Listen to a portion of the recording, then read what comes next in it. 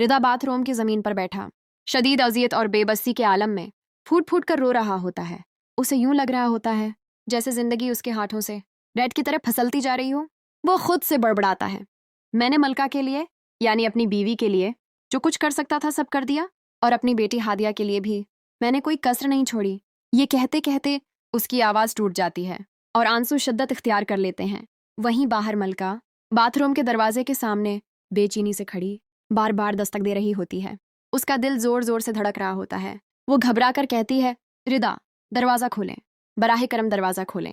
اسے خوف ہوتا ہے کہ کہیں رضا کی حالت زیادہ خراب نہ ہو گئی ہو۔ کچھ دیر بعد دروازہ آہستہ سے کھلتا ہے۔ کمزور سا رضا سامنے کھڑا ہوتا ہے۔ ملکہ فوراً آگے بڑھتی ہے، اسے تھامتی ہے اور سہارا دے کر باتھ روم سے باہر لے آتی ہے۔ رضا کی آنکھوں میں ایک گہرا خوف ہوتا ہے کیونکہ ہر گزرتا لمحہ اسے موت کے اور قریب لے جا رہا ہوتا ہے۔ وہ ملکہ کی ماں کے پاس آتا ہے، ان کی گود میں سر رکھ کر بچوں کی طرح رونے لگتا ہے۔ ملکہ کی ماں نم آنکھوں سے پوچھتی ہیں، کیا ہوا بیٹا؟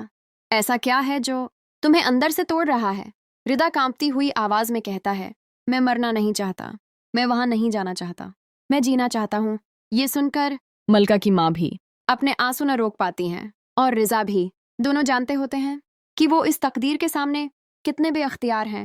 رفتہ رفتہ رضا کی طبیعت مزید بگڑ جاتی ہے اور اسے بیڈ ریسٹ پر جانا پڑتا ہے۔